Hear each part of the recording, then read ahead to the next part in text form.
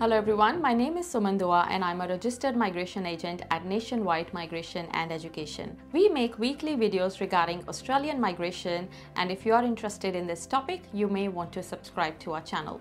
In this video, we will be talking about all the key migration changes that implemented on 1st July 2024. Let's first look at Temporary Graduate Visa Subclass 485. Temporary Graduate Subclass 485 visa changes and closure of Skilled Recognized Graduate Subclass 476 visa. Migration Amendment Graduate Visas Regulations 2024 makes various changes to the Temporary Graduate Visa and closes the Skilled Recognized Graduate Visa from 1st July 2024. The amendments made by the instrument are below. Post-Vocational Education Stream. The graduate work stream is renamed the Post-Vocational Education Work Stream. Eligible applicants for that visa need to satisfy the primary criteria in subdivisions 485.21 and 485.22 of Schedule 2 to the Migration Regulations. To be eligible for the Post-Vocational Education Work Stream, an eligible applicant must hold an associate degree, diploma, or trade qualification, and that must continue to be related to that applicant's nominated occupation. On or after 1st July 2024, eligible applicants are only able to hold one post-vocational education workstream visa, just as they could previously hold one graduate workstream visa. Now let's look at the post-higher education workstream. Post-study workstream is renamed the post-higher education workstream. Eligible applicants for that visa need to satisfy the primary criteria in subdivisions 485.21 and 485.23 of Schedule 2. An applicant which has graduated with a degree or higher qualification may be eligible to apply for a temporary graduate visa in the post-higher education workstream. The restrictions that were in place for applicants whose first student visa was granted because of an application made before 5th November 2011 have been removed. Applications for the post-study workstream 2-year no visa application charge visa extension, the NIL-VAC visa extension, which requires an eligible applicant to hold a select degree, is closed and ceases to be available to all applicants. Primary applicants and their family members from 1st July 2024.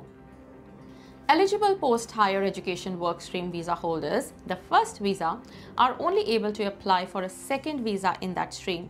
Additionally, initial temporary graduate visa holders in the post-study workstream are able to transition to the post-higher education workstream.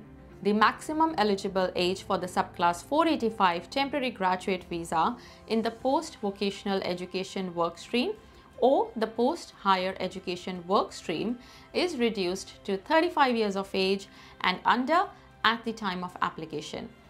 Hong Kong and British national overseas passport holders and masters by research and doctoral degree PhD graduates are eligible if they are under 50 years of age.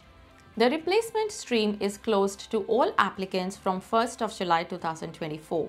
Transitional subclass 485 temporary graduate visa pathways. The following transitional visa pathways are available to existing subclass 485 temporary graduate visa holders, where an eligible application, which includes the primary applicant and any family members for the subsequent third or fourth visa, is made on or after 1st July 2024. Applicants moving from a subclass 485 temporary graduate visa in the replacement stream or from a post-study work stream with a NIL-VAC visa extension attached can apply to move to a subsequent third or fourth visa in the post-higher education work stream based on study and residence in a regional center or other regional area or a designated regional area.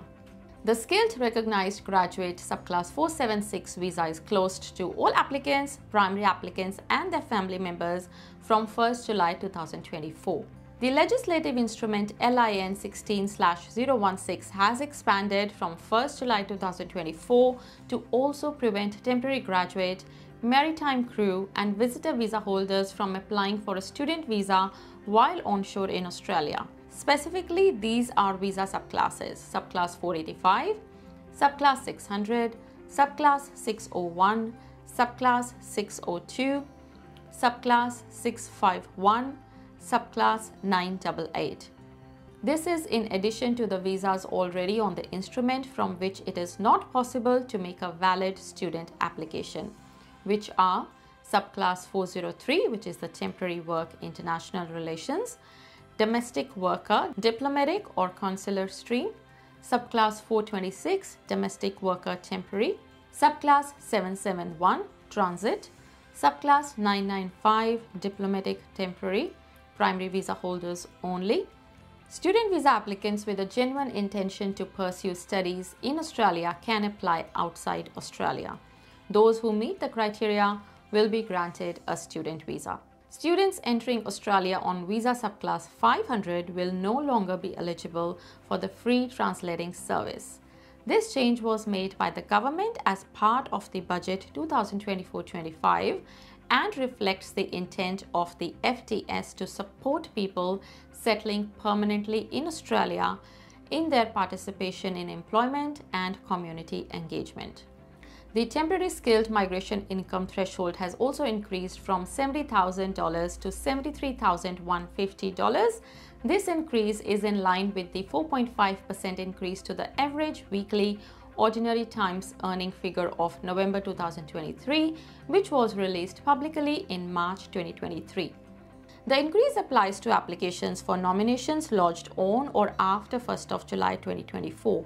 Nominations lodged prior to 1st July 2024 and not yet decided will be assessed against the TISMIT in force at the time of application. The Migration Amendment Workplace Justice Visa Regulations 2024 implements a new workplace justice visa that will enable temporary migrants to remain in Australia for a period of time to undertake a workplace justice activity.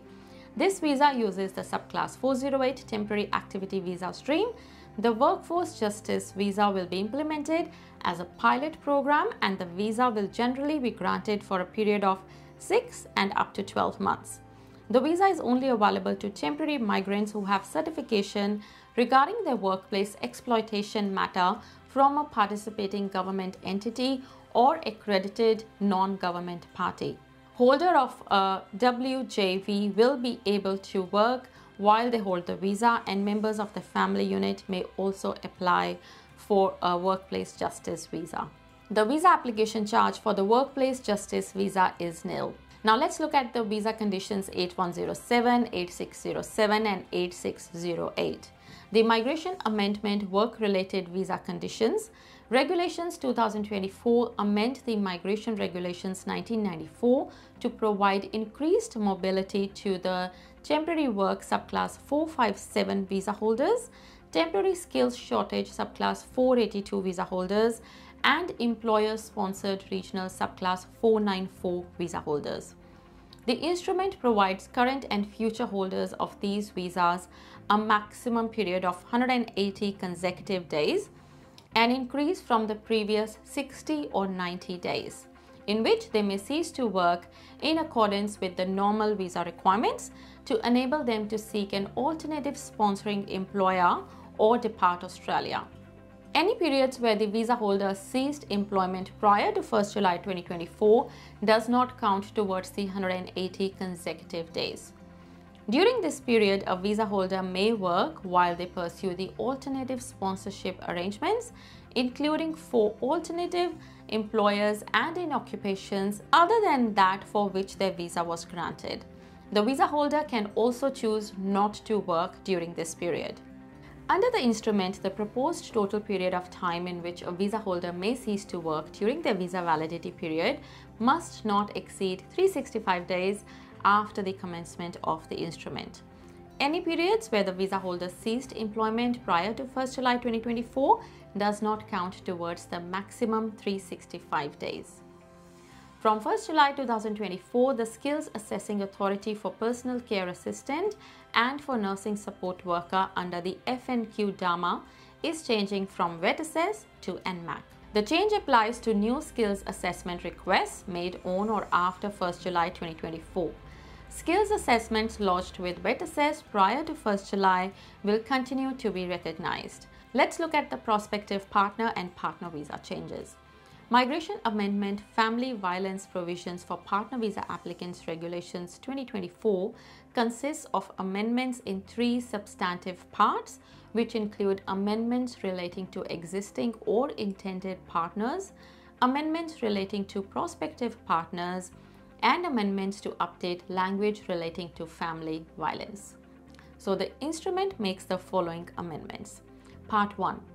Amendments relating to existing or intending partners. So it removes the requirement for a Partner 309 visa applicant to continue to be sponsored at time of decision where the relationship has ended in one of the relationship cessation provision circumstances, which is death of sponsor, child of relationship, and family violence. It also removes the requirement under the subclass 309 and subclass 100 to be in Australia at time of decision to assess the death of sponsor provision or the child of relationship provision. Applicants can now access these provisions even where they have not entered Australia at any time since lodgement of the visa application. It removes the requirement under subclass 309 and subclass 100 to be in Australia at time of decision to access the family violence provision and replaces it with a requirement to have entered Australia since lodgement of the visa application. Let's look at Part 2, amendments relating to prospective partners. Prospective marriage subclass 300 visa holders and certain former subclass 300 visa holders can apply for and be granted a Partner 820-801 visa under the relationship cessation provisions where they did not marry their former sponsoring partner, which is the former subclass 300 holders, regardless of whether they married their sponsoring partner, will not have access to the death of sponsor provision. Family violence provisions have been extended and can now be accessed by subclass 300 visa holders and certain former subclass 300 visa holders that did not marry their sponsor, as the wording has been updated to include a prospective spouse. Subclass 300 holders and certain former holders can apply for and be granted a Partner 820-801 visa under the child of relationship provision. Prospective marriage subclass 300 visa applicants will now be able to be granted this visa inside Australia. The subclass 300 visa can now be granted onshore or offshore but must still be applied from offshore. This ensures review rights are maintained for subclass 300 applicants and they are applicable to refusals made before, on, or after 1st July 2024. It removes requirements for all partner applicants to demonstrate close business, cultural, or personal ties to Australia where their sponsor has died. Now let's look at Part 3, amendments to update language relating to family violence. It replaces references throughout the migration regulations from persons having suffered family violence to experienced family violence. This instrument commenced on 1st of July. The amendments made by the instrument apply to a visa application lodged but not finally determined before 1st July and to visa applications lodged on or after 1st July 2024. Migration Amendment Visa Application Charges Regulations 2024 amends the migration regulations to implement the annual indexation of visa application charges in line with the Forecast Consumer Price Index CPI 2.75% and rounded to the nearest $5. The instrument also implements the 2024-25 budget decision visa application charge uplift. The instrument increases the visa application charge for the student subclass 500 visa and the student guardian subclass 590 visa by applying a one-off percentage increase rather than indexation in accordance with the 2024-25 budget decision visa application charge uplift. As of 1st July 2024, the base application charge component of the first installment of the VAC for student visas is increased from $710 to $1,600. The additional applicant charge component for any other applicant who is at least 18 is increased from $530 to $1,190, and applicant who is under 18 is increased from $175 to $390. So these were all the migration updates that got implemented on 1st of July 2024. If you have any questions or would like to speak to one of our registered migration agents, you may get in touch with us. If you have any questions in regards to Australian migration, please get in touch with us. You can visit our website nationwidemigration.com.au and book a consultation online. If you would like to stay updated about Australian migration, please subscribe to our channel.